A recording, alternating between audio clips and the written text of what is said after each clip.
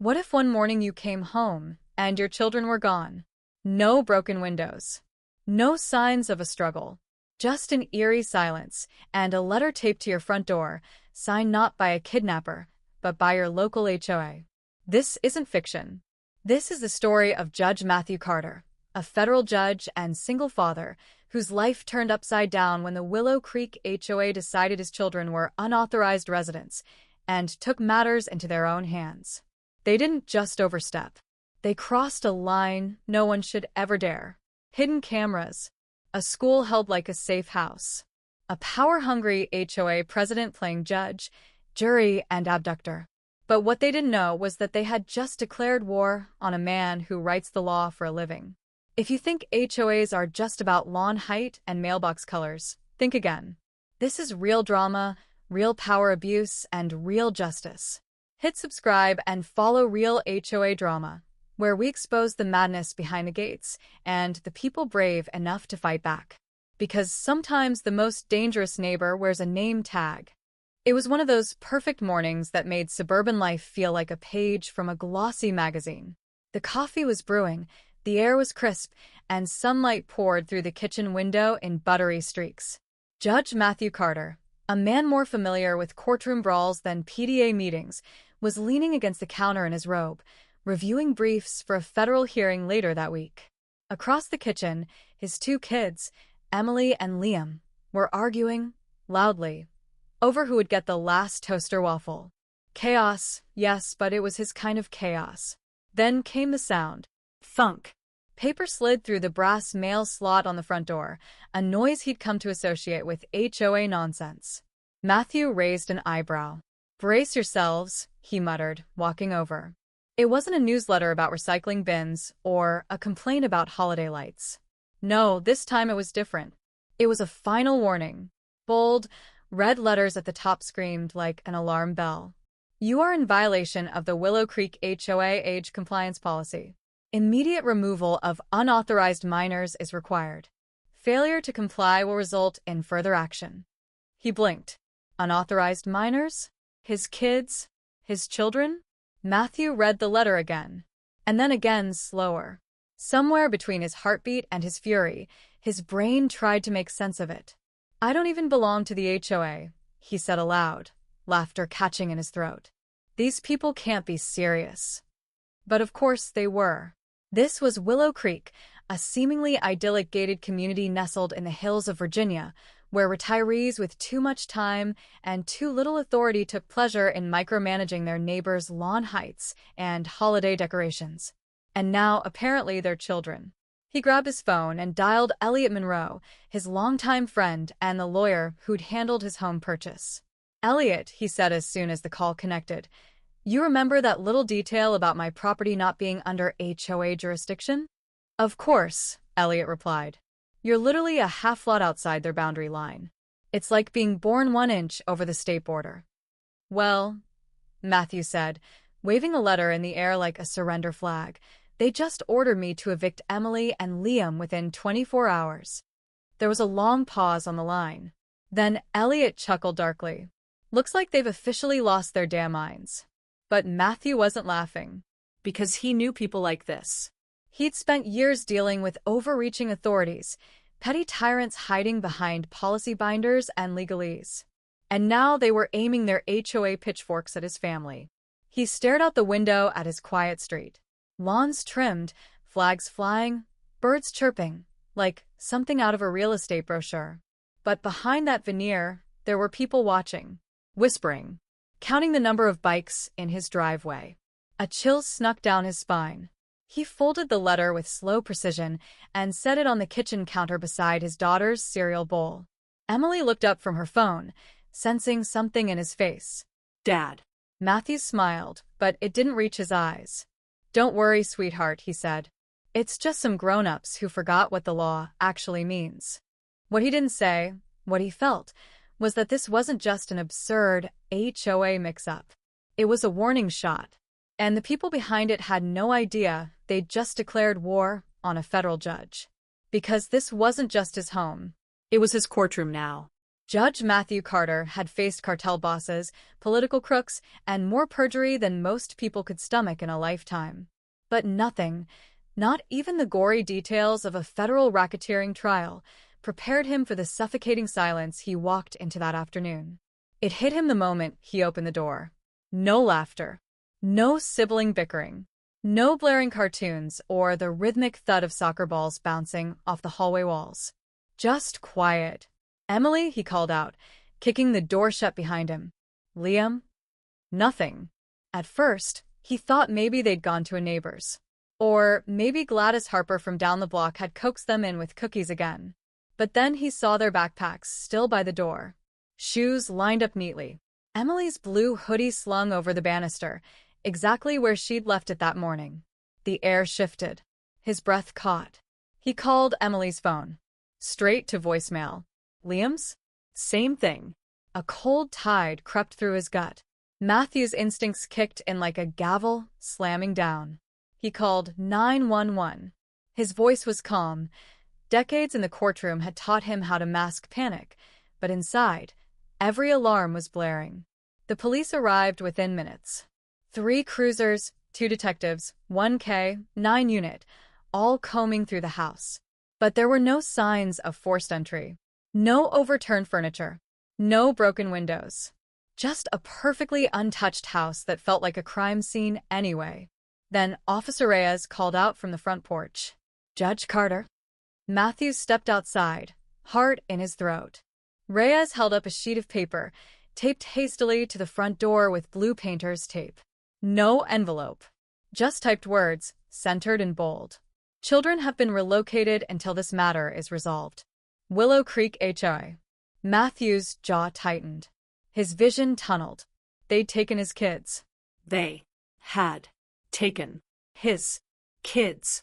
It took everything in him not to scream. He clenched his fists, breathing in through his nose, out through his teeth, like he was back on the bench trying not to throw a lawyer in contempt. This wasn't just trespassing. This wasn't some HOA complaint about garbage bins or grass length. This was kidnapping. And then it got worse. Another officer, examining the mailbox, let out a surprised grunt. "Sir, you might want to see this." Inside the compartment, tucked into the shadowed corner behind a metal flap, was a tiny black object. A camera, no bigger than a thumbnail, wired in. Matthew stared at it like it was a snake curled in the mailbox. "They were watching us," he said, his voice a razor's edge. "They've been watching my children." Reyes carefully removed the camera, bagged it, tagged it. "This looks professional. Hidden surveillance. Might have been recording for weeks." Matthew's thoughts spun. He remembered Emily waving to the mailman, Liam riding his bike in circles out front, him standing on the porch in a robe, sipping coffee. And someone's had been watching all of it. "They crossed a line," he said under his breath. "They don't even know what line they just crossed." Because he wasn't just a parent.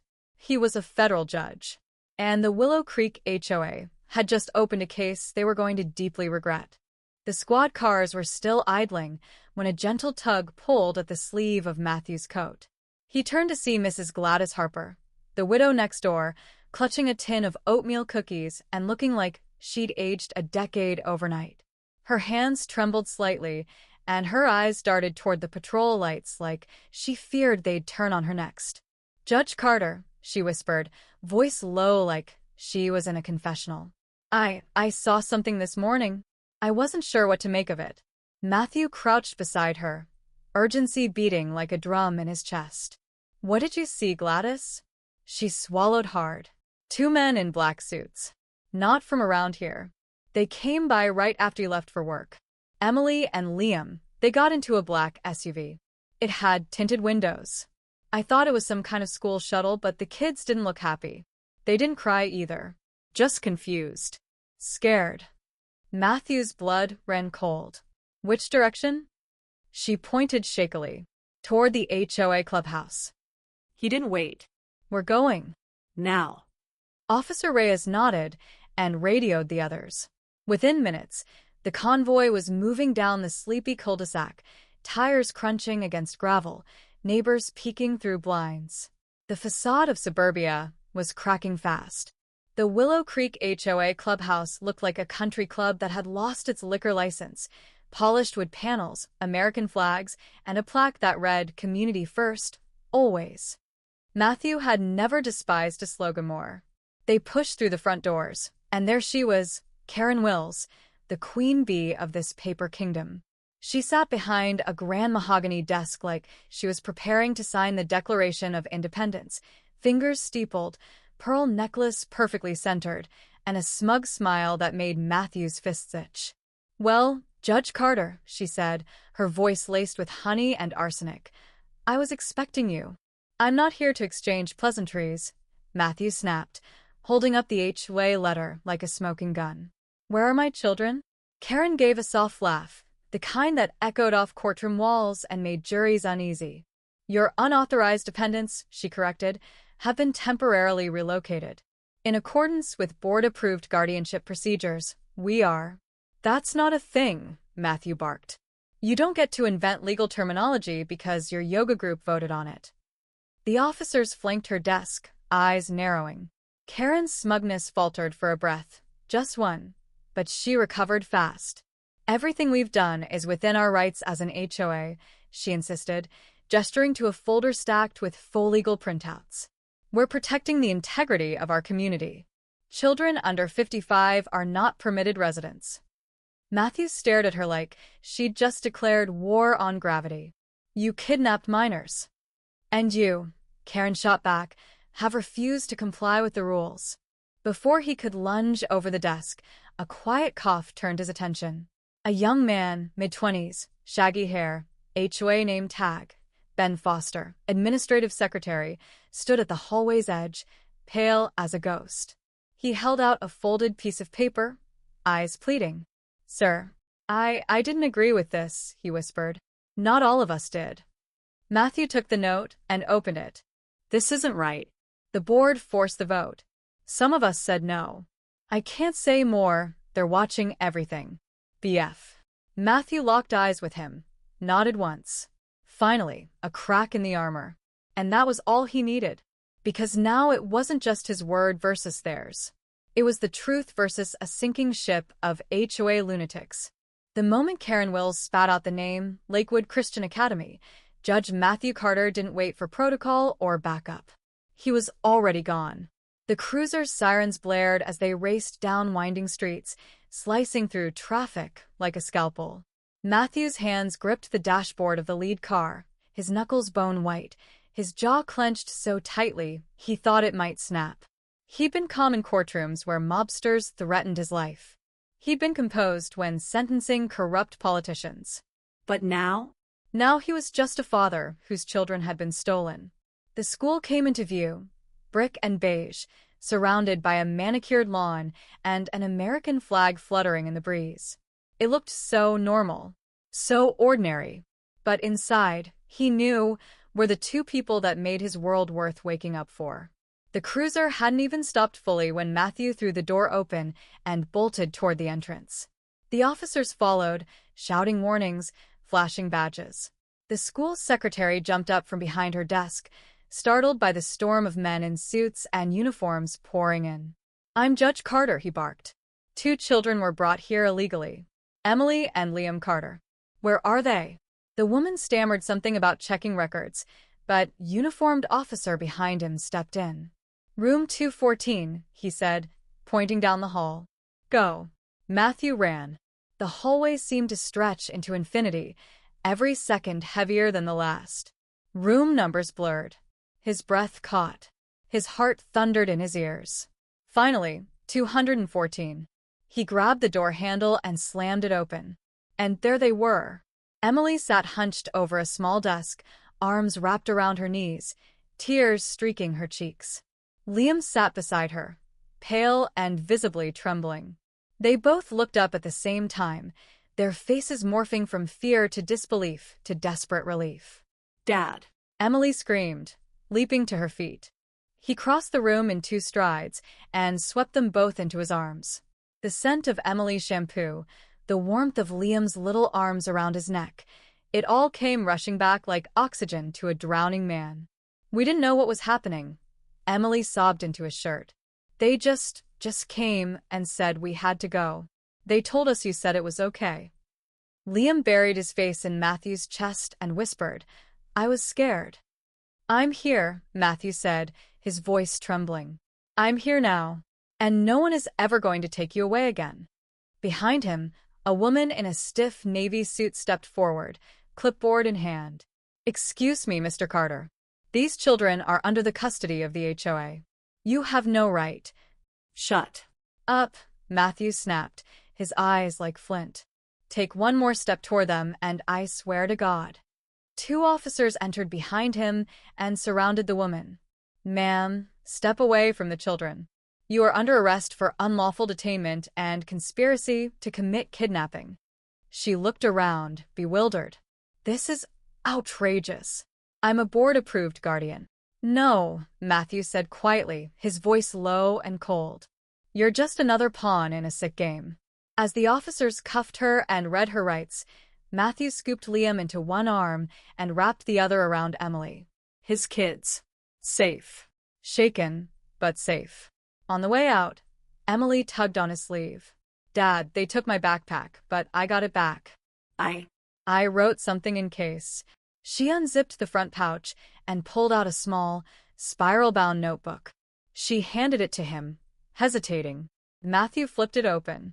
One line, written in pencil with a shaky hand.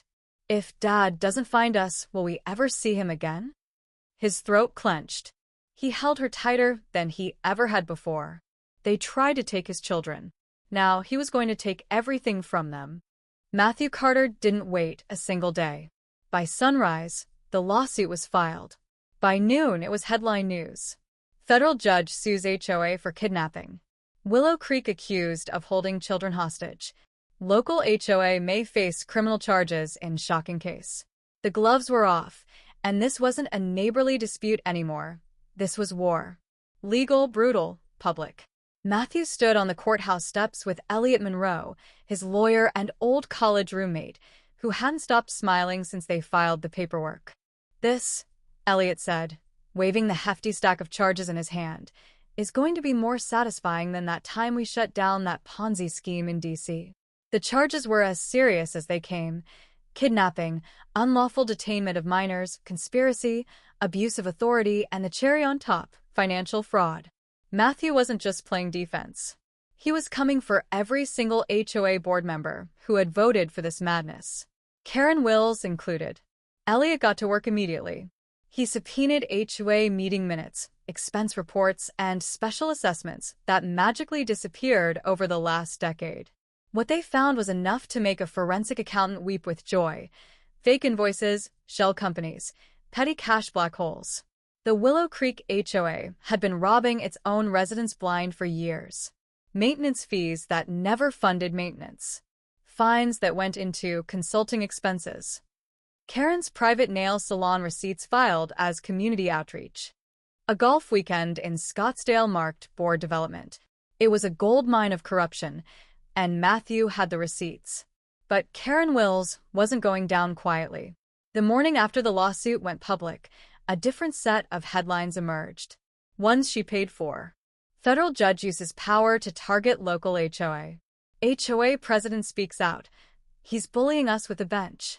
Judge Carter's power play, using fear to silence a community. She'd launched a smear campaign, slick and strategic.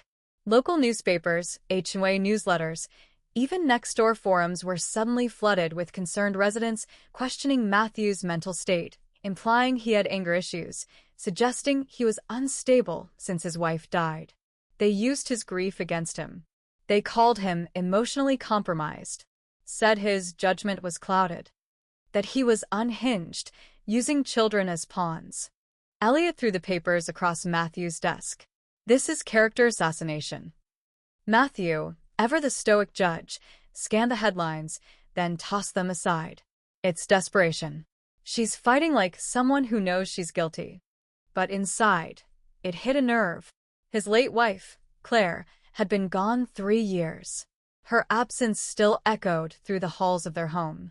And now, these vultures were dragging her ghost through the mud to save themselves. He stared out the window at the cul-de-sac. The neighborhood was split.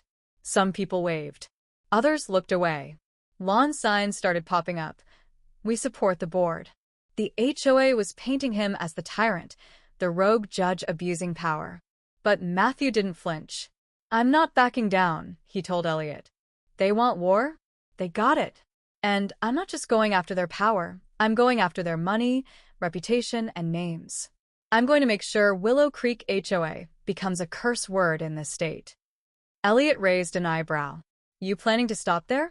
Matthew cracked the smallest smile. Not even close. The first ad hit Facebook like a bomb. It was a 30-second clip, heavily edited, showing Judge Matthew Carter raising his voice in the HOA clubhouse, cut just before Karen Wills smirked and admitted she had taken his kids. Overlaid text flashed ominously. This is your judge? Unstable. Abusive. Dangerous. Then came the fake police dispatch audio, clearly doctored, implying Matthew had called in a raid against harmless HOA volunteers. Local community pages lit up like dry brush in a lightning storm. Posts flooded the Willow Creek neighborhood group. This man is unfit for public service. What kind of judge uses cops to bully a neighborhood? He's trying to dismantle our community just because he didn't want to follow the rules. Behind the chaos was a firm called Overreach Media, a glossy PR machine known for scrubbing corporate scandals and reshaping public villains into misunderstood martyrs. And now, their full weight was behind Karen Wills. With Overreach's help, Karen didn't just rebrand herself. She launched an all-out war. Photos of Matthew were taken from old courtrooms, twisted to make him look angry, unstable. Posts about his deceased wife were spun into emotional instability. Even a holiday photo of Emily and Liam was dragged into the spotlight, with captions like, "Are these kids pawns in their father's crusade?" It was disgusting. And it was working. Even outside of Willow Creek, the media began to murmur. News anchors used phrases like judicial overreach and ethics inquiry. Matthew received an anonymous letter suggesting he take a leave of absence before the court forces one. His inbox flooded with hate mail, half misspelled, all venomous. But he didn't break. He didn't shout. He did what judges do best. He gathered evidence. And thanks to one trembling hand from the inside, he got it. Ben Foster, the quiet, nervous secretary from the HOA office, reached out again, this time in person. He showed up at Matthew's house, pale and shaking, holding a flash drive like it was radioactive. I saved the emails, Ben said, voice barely a whisper. Internal memos. Talking points. The strategy deck from Overreach. It's all scripted. Every lie, every headline. Karen, she planned it all. Even the fake audio. Matthew didn't thank him. He opened the files, read them in silence, and nodded once. The next morning, Matthew's legal team dropped a media payload so damning it made the original smear campaign look like playground gossip. Screenshots. Email chains. Meeting minutes. A full PR briefing titled, Discrediting Judge Carter, Phase 1. It was all there. Public. Verified. Even worse, buried in one of Karen's personal emails, Matthew found the missing piece, a forwarded eviction notice from Oakstone Hills, a luxury community in Florida. Karen had been expelled years ago for failing to pay her HOA dues. Public embarrassment. Foreclosure. The HOA there had voted unanimously to remove her. The trauma had clearly planted deep, twisted roots. And now, here she was, president of her own petty kingdom, turning regulation into revenge. Matthew leaked that too. By noon, the narrative had flipped. Karen Wills, power-hungry or paranoid? Judge Carter vindicated. HOA scheme exposed. PR firm drops HOA amid scandal. Overreach Media pulled out faster than a politician from a bad tweet. Their website quietly scrubbed Willow Creek from its client list. Matthew stood in front of the mirror that night, tie loosened, his face haggard but satisfied. He wasn't just winning the courtroom anymore. He was taking back the truth. The gavel fell like thunder. The courtroom fell into a stunned silence as the judge read aloud the charges: kidnapping, unlawful detainment, conspiracy, financial fraud, abuse of authority. Karen Wills stood stiff beside her attorney, lips tight, pearl necklace gone, replaced by a court-issued ankle monitor and the look of a woman finally realizing the jig was up. The trial had been swift. Too much evidence, too many witnesses, too many skeletons tumbling out of the HOA's walk-in closet. Matthew Carter sat stone-faced through it all, not as a judge, but as a father who had waited for this moment through every sleepless night. When the verdict was read, guilty on all counts, Karen didn't flinch. But she would soon enough, because that was only the beginning. In the days that followed, the rest of the Willow Creek board began to crumble like cheap drywall in a hurricane. Doug Walters, the vice president, tried to claim he'd just followed Karen's orders, only to be caught on tape approving the fake invoices. Janet Morrison, treasurer, cried in court as prosecutors revealed her hidden bank account in the Cayman Islands, funded by maintenance fees. The fallout was nuclear. One by one, HOA homes were slapped with foreclosure signs. Residents stood on sidewalks, mouths agape, watching their once untouchable board members pack up U-Hauls and disappear in disgrace. Rumors swirled of skipped mortgage payments, frozen assets, entire retirement plans evaporated. But Karen had other plans. The morning she was supposed to turn herself in, she never showed. Instead, she showed up at Dulles International Airport, wearing sunglasses and a beige trench coat like some third-rate spy from a TV drama. She made it to the security line before the federal marshals intercepted her, dragging her into a holding room where her fake passport was discovered, issued under the name Kara Willis. She was on her way to Canada. She never made it. 3 days later, in an off-white jumpsuit and shackles, Karen sat behind the plexiglass of a detention center interview room. Across from her sat Matthew Carter. They hadn't spoken face-to-face since the day she smugly told him his children were relocated. Now, the smirk was gone. Matthew leaned forward slowly, eyes steady. He didn't need to yell. His voice carried all the weight of the law and the wrath of a father. "You know," he said, "I've sentenced killers, fraudsters, people who committed unspeakable crimes. But I've never seen someone so obsessed with control that she thought stealing children was justified." Karen's hands twitched, cuffed tightly to the table. "I was trying to uphold the standards of our community," she hissed. Matthew's jaw tightened. Bà từng là ai không quan trọng, Hesite, Voicer Lao, mi rút. Bà đã bắt con tôi, và bà sẽ không bao giờ được tự do nữa. Karen's mouth opened to retort, but nothing came out. For the first time, she looked truly small, powerless. Just another criminal waiting for sentencing. As Matthew stood to leave, he paused. "You wanted control. Now, you're going to learn what it feels like to have none." He walked out without looking back.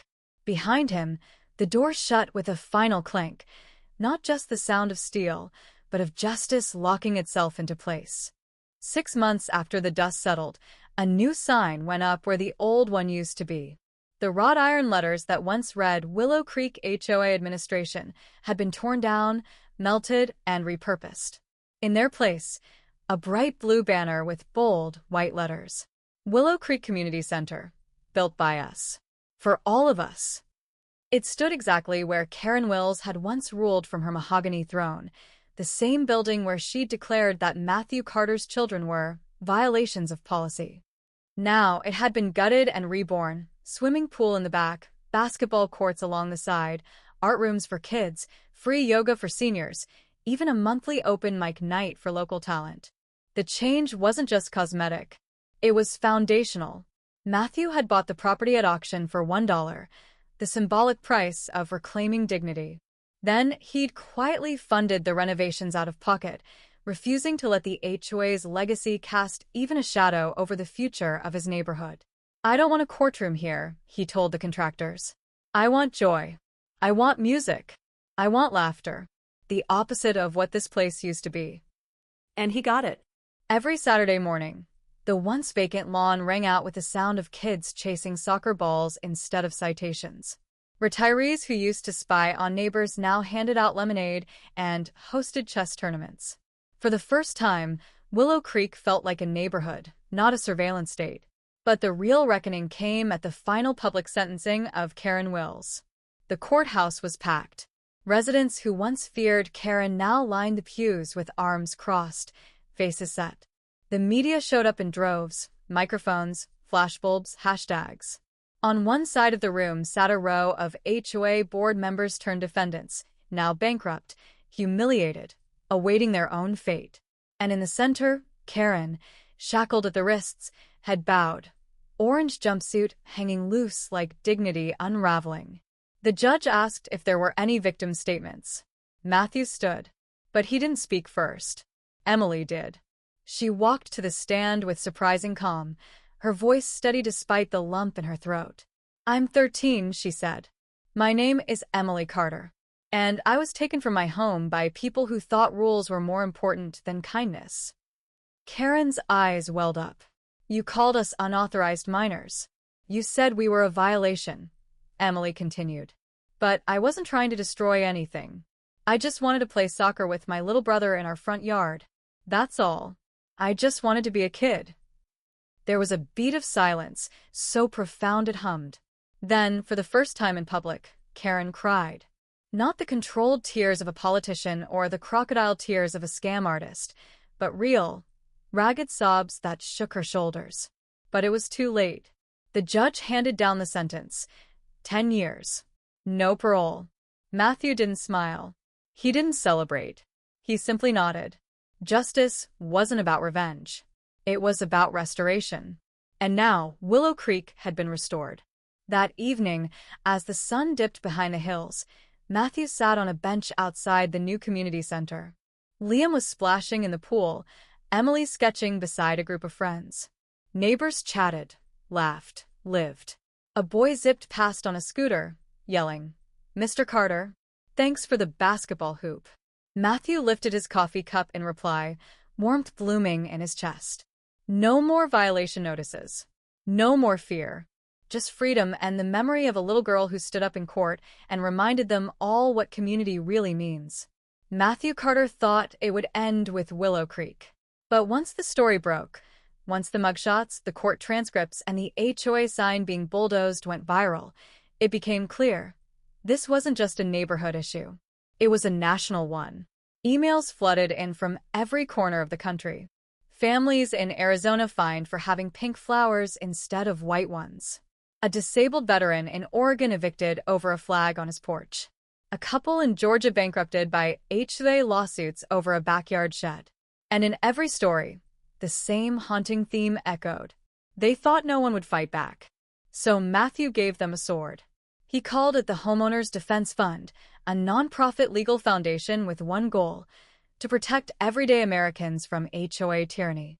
With Elliot Monroe at his side and a network of volunteer attorneys growing by the week, they began offering free legal aid, public education seminars, and emergency injunctions to families on the brink of losing their homes to predatory neighborhood boards. In the first month alone, they overturned 42 wrongful HOA fines and stopped 5 foreclosures. But Matthew knew it wasn't enough to fight these battles case by case. He needed to change the law. Working with a coalition of bipartisan lawmakers, people who, frankly, were stunned at how little regulation existed, Matthew helped draft and push through the HOA Accountability Act, a sweeping piece of legislation that limited HOA power to issue fines or liens without third-party review, mandated independent audits of all HOA financial activity, and, most importantly, criminalized abuse of power by board members, turning misconduct from a civil matter into a prosecutable offense. The bill passed in record time, unanimously in 2 states, with 7 more introducing parallel versions within the year. To amplify the momentum, Matthew partnered with investigative journalists to produce a docuseries that shook the nation. The Hidden Tyranny: When HOAs Go Rogue.